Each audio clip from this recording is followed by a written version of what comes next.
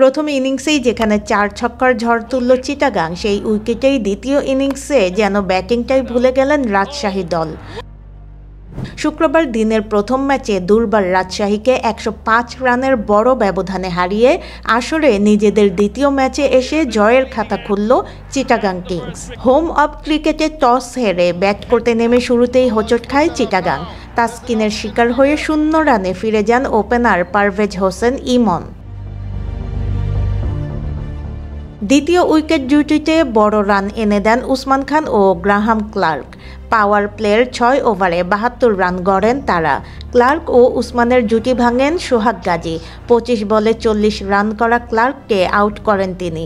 63 বলে দুজনের জুটি ছিল 120 রানের। ক্লার্ক ফেরার আগেই 21 বলে হাফ সেঞ্চুরি করেন উসমান। তার ব্যাট থেকে আসে এবারের বিপিএলের প্রথম সেঞ্চুরিও।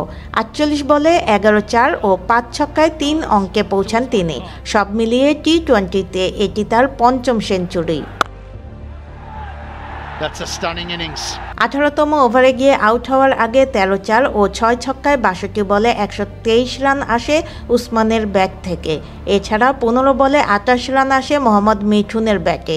শেষ পর্যন্ত 219 রানের বিশাল সংগ্রহ দাঁড় করায় চিটাগাং। 220 রানের টার্গেটে ব্যাট করতে নেমে চিটাগাংয়ের বোলারদের তোপের মুখে পড়ে রাজশাহীর ব্যাটাররা। নিয়মিত বিরতিতে উইকেট হারিয়ে রাজশাহী অল আউট হয়ে গেছে মাত্র 114 রানে। ফলে 105 রানের হার নিয়ে মাঠ ছাড়তে হয়েছে দলটিকে। রাজশাহীর হয়ে সর্বোচ্চ 32 রান করেছেন ওপেনার মোহাম্মদ হারিস। আর কেউই বলার মতো রান করতে পারেননি। শুরুতে উইকেট হারানো যেন রাজশাহীর নিয়মিত চিত্র এবারের বিপিএলে। চিটাগাং কিংসের বিপক্ষেও ব্যতিক্রম হয়নি।